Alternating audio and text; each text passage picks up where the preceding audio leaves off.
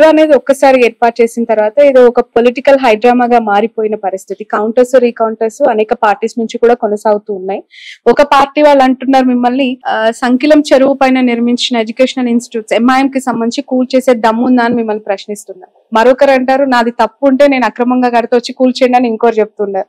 అసలు మీకు ఏం ప్రెషర్ అనిపించట్లేదా సార్? ఈ పొలిటికల్ అఫిలియేషన్ ఏ విధంగా డ్రైవ్ చేస్తుందండి? దానికి పొలిటికల్ ఎవరికి వాళ్ళు మీకు దమ్ముందా, మీకు ఇది ఉందా అది ఉందా అనే దానికి నేను రియాక్ట్ కాదలుచుకోలేదు. అవన్నీ కూడా ఎవరికి వాళ్ళు వాళ్ళ పొలిటికల్ వాళ్ళ కంపల్షన్సో లేకపోతే వాళ్ళ ఇంట్రెస్ట్ని డ్రైవ్ చేసుకోవడానికి చేసేటటువంటి వాటికి I don't need to react ఎవరికి కూడా.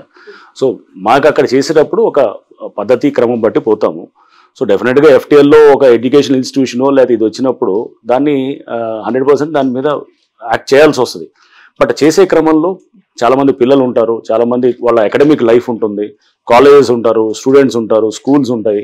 సో వాళ్ళని ఒక బిల్డింగ్ మనం ఏది డెమాలిష్ చేసి మనం ఏదో విజయ గర్వంతో ఇది ఏదో ఎఫ్టీఎల్లో మొత్తం తీసామని అంటే కనుక పొరపాటు. ఆ ఎఫ్టీఎల్లో చెరువును పరిరక్షణ అందింపడటం పిల్లల అకాడమిక్ లైఫ్ ని కూడా మనం జాగ్రత్తగా చూసుకోవాల్సిన అవసరం ఉంటుంది. అలానే వదిలేసేది కాదు, మనం ఒక టైం ఫ్రేమ్ ఇవ్వాలి, ఇచ్చేసి వాళ్ళకు ఒక 6 months అకాడమిక్ ఇయర్ అయిపోగానే డెఫినెట్ గా అప్పుడు దిల్ బి లైబుల్ ఫర్ ఇది వెకేట్ చేసేటట్టు కూడా ఉండాలి. సో హైడ్రా కూడా హ్యూమానిటేరియన్ గ్రౌండ్స్ ఉన్నాయి, ఆ కోవలోకి వర్తిస్తుంది చూస్తుందంట. హైడ్రా అనేది ఫైనల్ గా మనుషులతోటి నిండి ఉంటుందండి. హైడ్రా అనేది ఒక మాన్స్టర్ ఏం కాదు, సో మనుషులతోటే ఉంటుంది. చూసిన తర్వాత పేదవాళ్ళని ఎందుకు టార్గెట్ చేయమంటున్నాము? చిన్న చిన్న ఎప్పటి నుంచి వచ్చిన వాళ్ళు ఎందుకు టార్గెట్ చేయమంటున్నాము? ఎందుకు ఓన్లీ రిసార్ట్స్ నో లేకపోతే కమర్షియల్ గా ఉండేవాళ్ళు లేకపోతే ఎవరో దాన్ని ఒక అంటే ఎఫ్లూయెంట్ సెక్షన్స్ ఎందుకు టార్గెట్ చేయాలనుకుంటున్నాం అంటే దీంట్లో డిఫరెన్షియేట్ చేయాలి. అందరినీ ఒకే తీసుకురావడం అనేది ఇట్స్ నాట్ కరెక్ట్ కాదు. గవర్నమెంట్ కూడా ఆ విధంగానే ఇంటెంట్ తోటే ఉంది. అండ్ నేను కూడా ఆ విధంగా పనిచేస్తానని నన్ను ఇక్కడికి తీసుకొచ్చినట్టు అంటే ఎప్పుడు ఒక పాలసీ అనేది ఉన్నప్పుడు దానికి 2 వైపులా కూడా మనం జాగ్రత్తగా ఆలోచన చేయాలి. అండ్ ఇది సామాన్యులకి లేకపోతే పేదవాళ్ళకి ఇబ్బందికరమైన పాలసీని తీసుకొచ్చి మనం చేయటం అనేది కాదు. ఈ సిస్టమ్ని మ్యానిపులేట్ చేస్తున్న వాళ్ళ మీద మనం డెఫినెట్ గా మనం హార్ష్ గా యాక్ట్ చేయాలి. సార్ ఈ ఎంటైర్ ప్రాసెస్ లో ఈ హైడ్రాకి సంబంధించి ఒక పొలిటికల్ కౌంటర్ సార్, దీనికి మీరే చాలా గట్టిగా సమాధానం చెప్తారా లేదంటే కౌంటర్ ఇస్తారా అని నేను ఈ క్వశ్చన్ అడుగుతున్నాను. ఎవరో కాల్చాలనుకున్న గన్ను రంగనాథ్ గారి భుజం పైన పెట్టి కాలుస్తున్నారు అని చెప్పి మాట్లాడే వాళ్ళకి మీరు ఇచ్చే సమాధానం? వచ్చే టైమే చెప్తుంది ఇవన్నీ కూడా. అది నా భుజం మీద నుంచి పెట్టి కాలుస్తున్నారా లేదా లేకపోతే అసలు పబ్లిక్ గుడ్ కోసం చేస్తున్నారా మీకే అర్థమవుతుంది.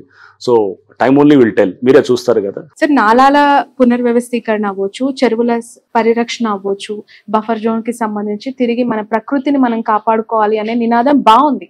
కానీ ఆల్రెడీ ఒక చరిత్రలో కనుమరుగైపోయిన చెరువులకి తిరిగి పునర్వైభవం వస్తుందా హైడ్రా ద్వారా అంటే? ఎందుకంటే అసలు అక్కడ చెరువు ఉందా నాలా ఉందా తెలుసుకోలేని అనేక స్ట్రక్చర్స్ ప్రస్తుతం హైదరాబాద్ లో కనిపిస్తూ ఉన్నాయి.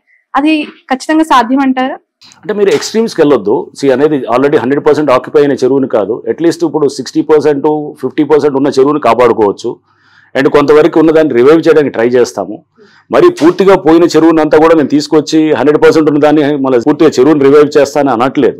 బట్ ఒక సీరియస్ అటెంప్ట్ అనేది చేసినప్పుడు ఇప్పుడు లాట్ ఆఫ్ డిస్కషన్ జరుగుతుంది. ఇన్నాళ్ళు బఫర్ జోన్ అంటే తెలియదు, ఎఫ్టీఎల్ అంటే తెలియని వాళ్ళు ఇప్పుడు ఏంటి అనేది తెలుసుకుంటున్నారు.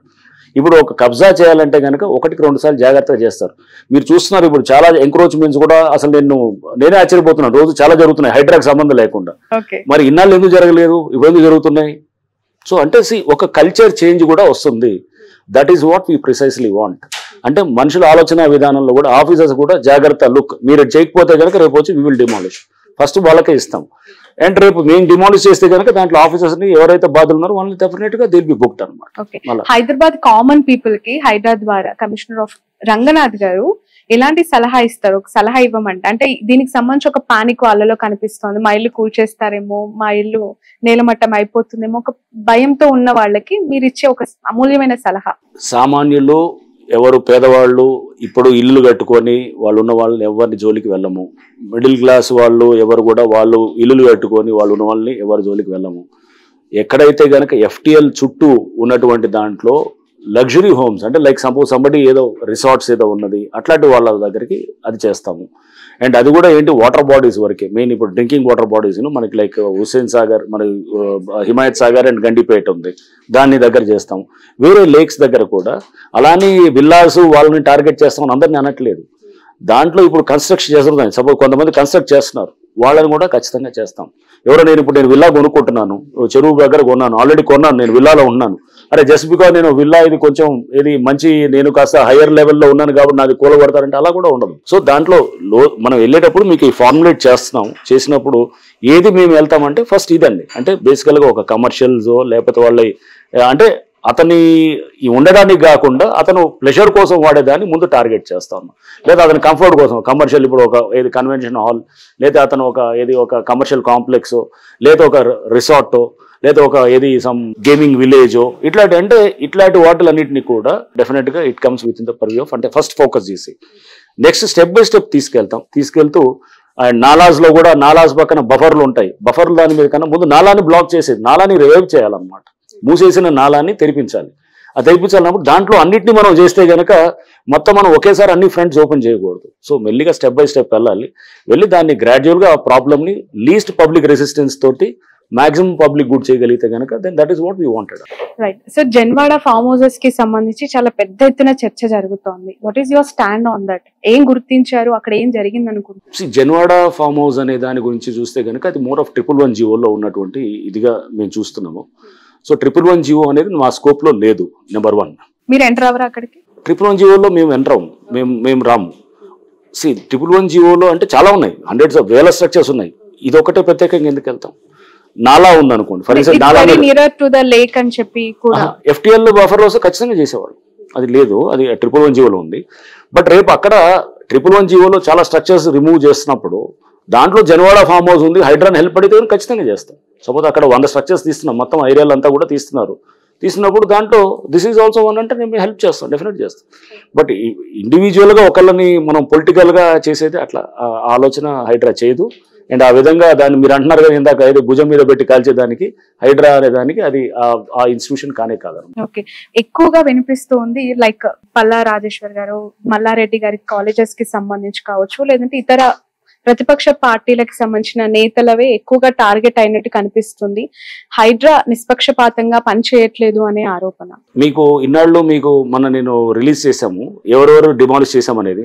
దాంట్లో టీఆర్ఎస్ వాళ్ళు ఎంతమంది ఉన్నారు చూస్తే ఒకళ్ళు ఉండొచ్చు, బహుశా భాస్కర్ రావు గారితో ఎవరిదో ఉన్నట్టుంది. ఆయన కూడా is not a core politician కాదు. సో టీఆర్ఎస్ వాళ్ళు ఎవరు లేరు, అంటే మీరు అన్నట్టు బీఆర్ఎస్ వాళ్ళది చేశారనేది. సో అది ఫస్ట్ ఆఫ్ ఆల్ అప్రహెన్షన్, ఆరోపణలు, అది నేను అప్రహెన్షన్కి రియాక్ట్ కాకూడదు.